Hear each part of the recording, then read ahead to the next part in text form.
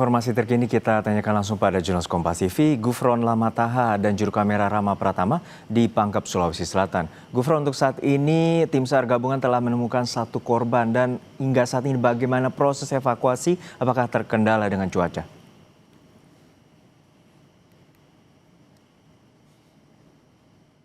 Ya, betul sekali untuk proses evakuasi hingga siang hari ini memang masih dilakukan. Sejak pagi tadi memang beberapa tim sudah disiagakan dan juga sudah bergerak ke puncak Gunung Bulu Sarang untuk melakukan operasi evakuasi di puncak Gunung Bulu Sarang.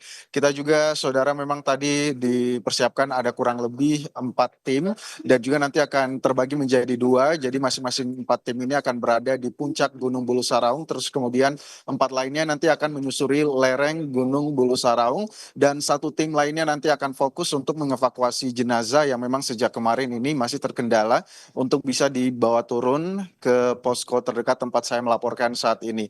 Ada berbagai kendala yang disebutkan hingga kemarin dan juga hari ini masih menjadi faktor utama kenapa proses evakuasi ini berjalan lambat dan hingga saat ini belum bisa berhasil mengevakuasi jenazah. Di antaranya adalah memang kabut yang berada di puncak Bulu Saraung, terus kemudian juga hujan yang sejak kemarin mengguyur daerah Gunung Bulu Saraung hingga pagi tadi, dan juga memang kalau kita lihat kondisi awan di sekitar Gunung Bulu Saraung tempat saya melaporkan saat ini masih kabut begitu ya. Jadi memang ini masih menjadi salah satu faktor utama bagaimana proses evakuasi ini masih belum membuahkan hasil. Selain itu juga memang kecepatan angin yang berada di puncak Gunung Bulu Saraung ini tadi disebutkan bergerak dengan kecepatan 25 hingga 30 knot, dan juga visibility ataupun juga jarak pandang juga disebutkan tadi hampir nol ataupun juga 0% begitu ya, karena memang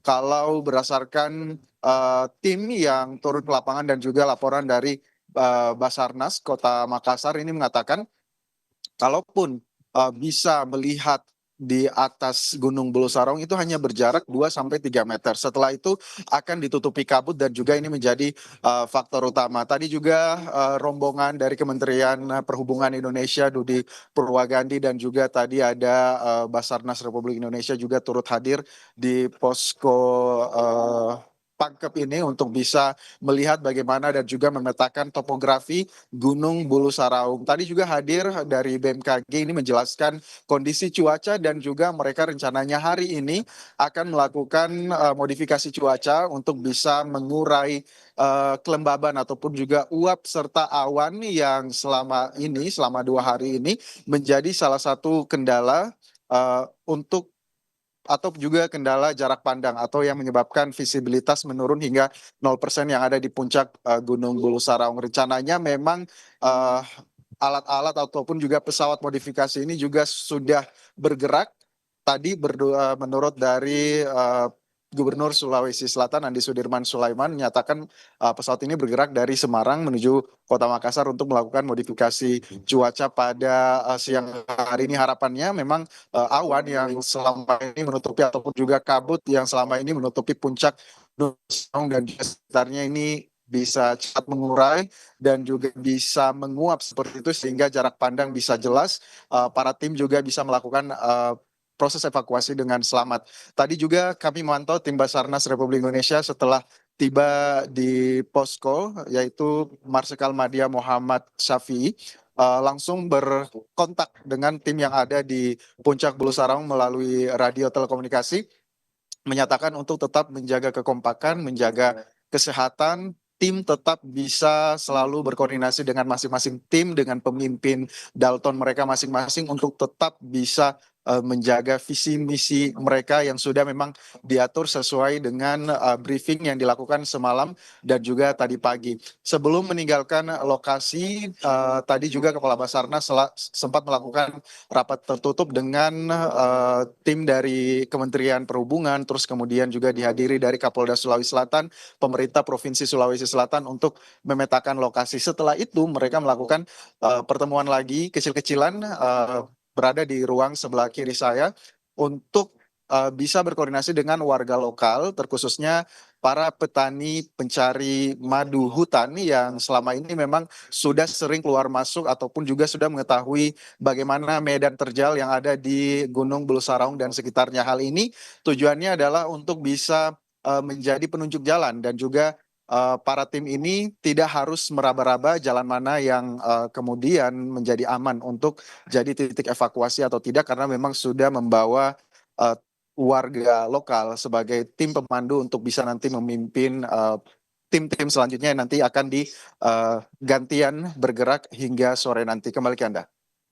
Baik, tentu ini menjadi harapan cuaca juga akan mendukung untuk melakukan atau untuk tim SAR gabungan melakukan proses evakuasi bagi korban, terutama satu yang telah ditemukan dan juga harapannya 9 atau 8 korban lagi dapat ditemukan. Terima kasih atas informasinya Gufron Lamataha dan juga Rama Pratama dari Pangkep, Sulawesi Selatan.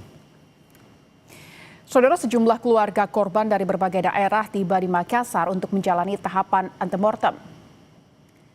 Setibanya di Makassar, keluarga korban langsung menjalani pengambilan sampel DNA berupa tes darah dan air liur. Sampel ini digunakan untuk kepentingan pencocokan data dalam proses identifikasi korban. DVI Bidokes Polda Sulawesi Selatan telah disiagakan untuk proses identifikasi korban pesawat ATR 42500. Proses identifikasi korban terpusat di Rumah Sakit Bayangkara, Makassar.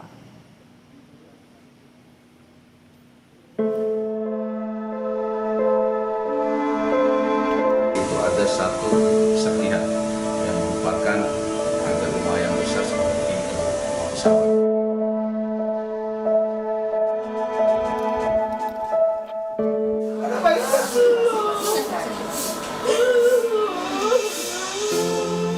Kabar kecelakaan pesawat ATR 42500 di Maros, Sulawesi Selatan seketika mengubah suasana di rumah keluarga korban. Doa kini jadi satu-satunya kekuatan di tengah ketidakpastian keberadaan keluarga mereka. Mereka masih menyimpan satu harapan besar. Keluarga mereka dapat kembali pulang. Terakhir kontakkan hari Kamis ya? Hari Kamis. Biasanya kalau dia mau berangkat dinas itu suka bilang, minta didoain.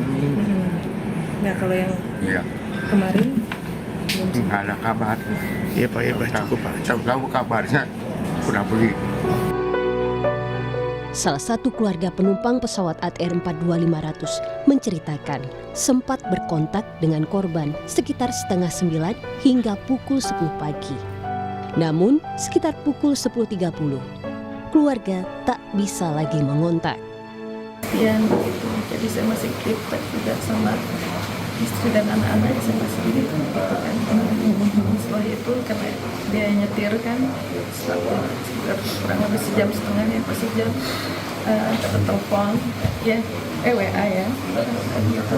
Sudah akhirnya tahu anak-anak juga belum tahu tadi pas masih baru Tim SAR gabungan berhasil menemukan satu korban pesawat ATR 42500 yang mengalami kecelakaan Minggu sore. Jenazah ditemukan sekitar 200 meter di bawah tebing curam. Tim SAR saat ini tengah berupaya untuk mengevakuasi jenazah. Sementara itu, beberapa serpihan pesawat yang ditemukan telah dibawa turun oleh tim SAR.